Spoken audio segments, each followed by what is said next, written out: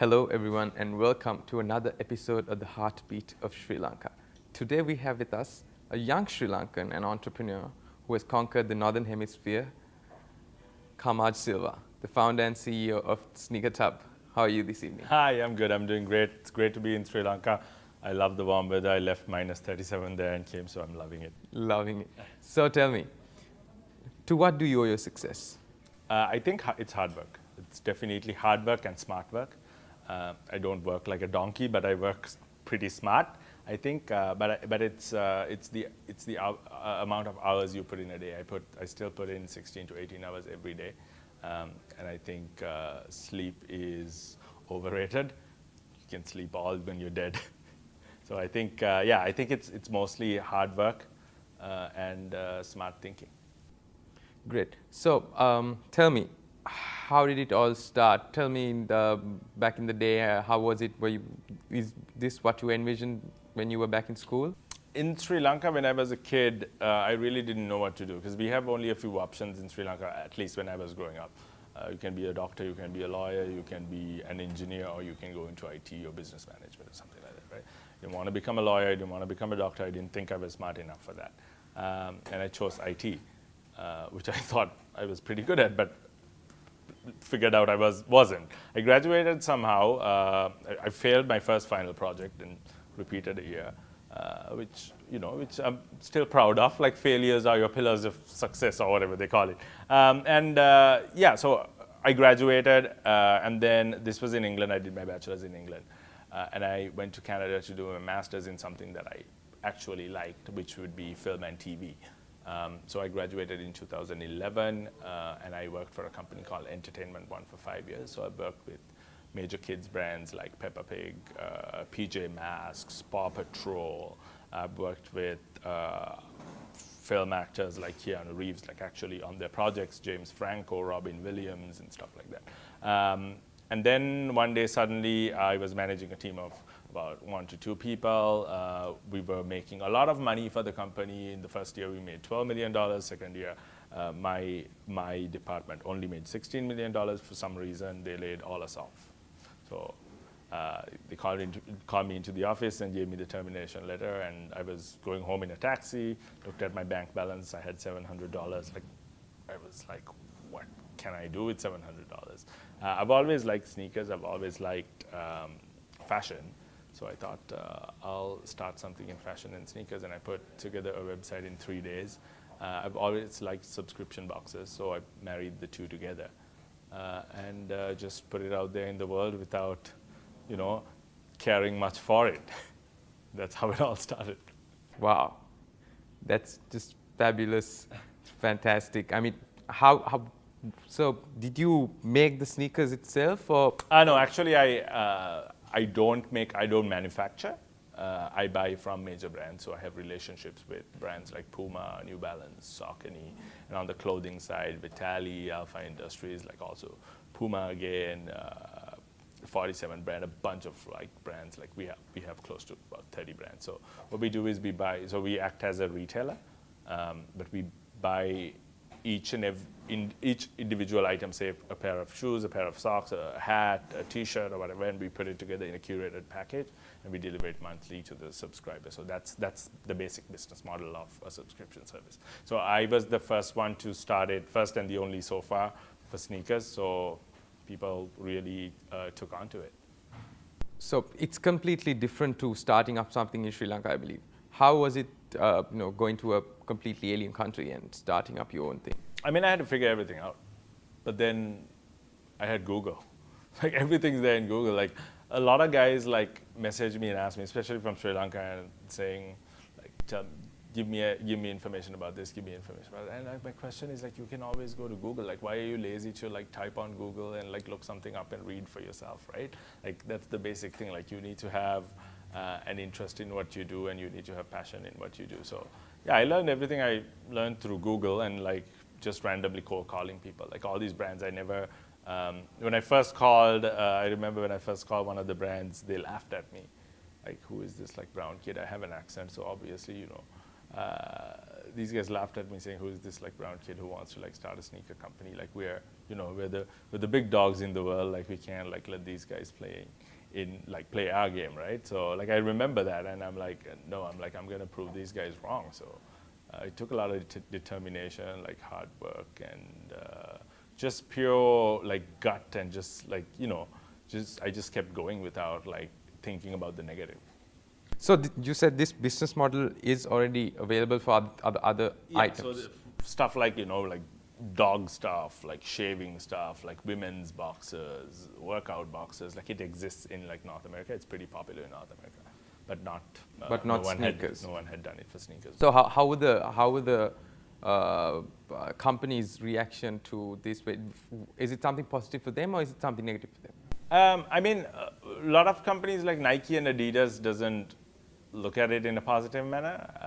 I don't know. It's whatever that company's philosophy and whatever they want to do with that brand, right? But like companies like Saucony, Puma, Ransom, which is a smaller designer company, it moves units for them. So they look at it positively and they support me all the time. So the brands that I have and the brands that I'm with, they're pretty happy about the service and where we're at with it. So in terms of your boxes, are they when you take one box, is it the same brand or is it different? No, it's items? it's random. It's random. So what we do most of the time is when people sign up and there's an automatic email going to them asking for their like Instagram account, like Facebook account, like usernames and stuff. Not usernames and passwords, but like usernames and stuff like that. So we like look through their accounts and like kind of figure out their style. So it's like each box is most of the time, at least even the premium boxes, not the basic boxes. Basic boxes are usually like whatever that's available for the month, but premium boxes are curated according to their style. So tell me about Dragon's Den.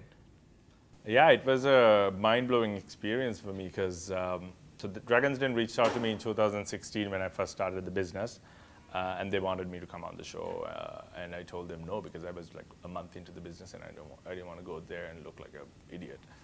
So I reached out to them again in 2017 when I was ready, when I proved myself. Within the first year, I made about $250,000 in revenue. So I thought I was ready ready to take the company to the next level. So I reached out to them. They invited me on the show. I had to do a producer pitch before, and then they approved me.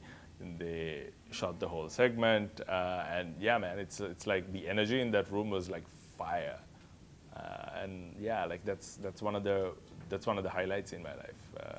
It was a good time. I mean, except for the fact that you invested 600 and got a turnover of $250,000 in just a year. Yeah, it's like, I mean, it all attributes to how you work, how hard you work.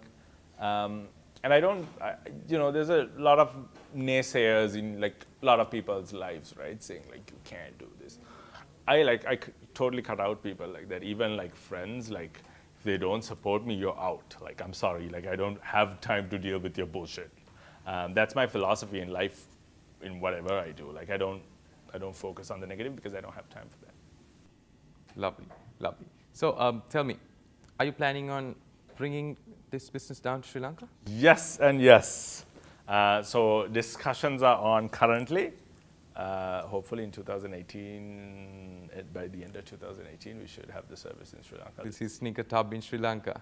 Yeah, let's see what happens. And I think that'll be the first custom box delivery service in Sri Lanka. Actually, no, one guy like who was inspired by seeing my video in Gaul, like he just sent me a message today. The guy's just started a box. Like, I love it. Like, he's a hustler, right? Like, he just went there and do it. Like, that's what I say and like tell to like a lot of the younger guys. Like, don't overthink it. Like, sometimes you might not get like all your ducks in a row, but like just go out and just put it out there and see what happens. Like, nothing needs to be perfect. Like, you can always fix it along the way. Inspiring story indeed. Now, tell me, what sort of advice would you have for all the youngsters watching us tonight? What I basically think is we are a society, like we know history has proven itself. We built palaces out of rocks, right? We should be much further in development as a country, like if we went down the same route, right? Like, you see, like everything is slow, but I think people are I wouldn't say it's lazy. I think they're pretty chill about and comfortable where they are in life. And they want. There are people who like dream a lot about doing, but not actually doing it.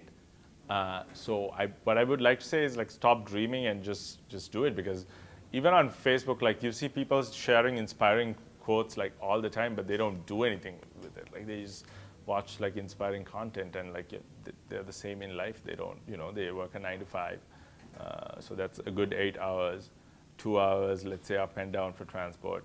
Give 2 hours to spend with your family. That's 12 hours a day. Okay, like you want some entertainment, 1 hour of TV. So 13 hours a day. You got 7 hours left. What do you do? Right? What do you do with your like 7 hours a day? 11, sorry. Yeah. I'm not. I was never really good at math, but yeah, that's why I hire an accountant. Like 11 hours left. You can sleep for 6 hours. You still have 5 hours left, right? Like, what do you do with those 5 hours? Do you like Netflix and chill? Like, is that the goal in your life, right? Like, it depends. Like, for some people, like if that's what they want to do, like I'm fine with it. I'm talking about the people who complain, right? Like people who complain about the government. Like, who cares what the government does? Like, the government owes nothing to you.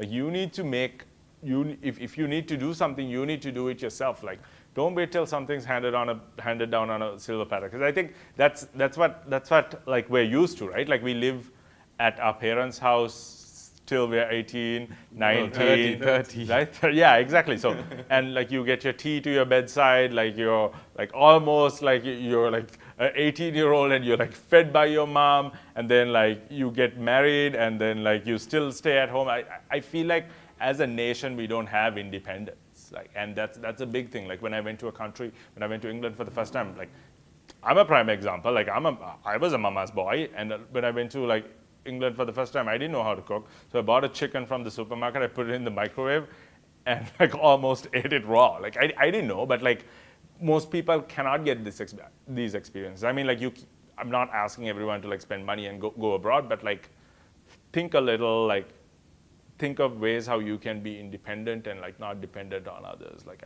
I met an Uber guy today. He works at a very reputable company for 10 hours a day, and like the rest of the time, like he does part-time Uber. I'm like, hats off to you, man. Like you're a hustler. Like those people, like that's the kind of people we need more. And I think as a nation, we should be like, Singapore shouldn't even be like as developed as it is if we were on the right path, right? Like, so as a nation, I think young people should like stop complaining about the government, stop complaining about the negativity in your life, and like do something about it. Like as young people, like you have to find your own destiny. Like you have to find your own route where you want to go. So just like my advice is like stop complaining and just do it, man. That's the only way to do it. Lovely, lovely piece of advice. Thank you so much. I think you're down here for the Never Give Up, Take the Next Step show. Yeah. So I will be speaking to budding entrepreneurs and corporates today at H&B Towers. Never Give Up, Take the Next Step is the name of the program, put together by the good people at Enhance. And I think their next project is going to be with Mr. Rohan Paldevatta. So and it'll keep going with so that'll be 2.0 and then 3.0 and 4.0, and it'll go on. So like all the best to these guys. They've done a tremendous job organizing this, and I would like to wish them all the best for their future. Great. Thank you for being with us on the show, and we wish you nothing but the best. Thank you so much. And that's it from today's Heartbeat of Sri Lanka. What we have for you is stop complaining and take the next step. We'll see you in another 2 weeks.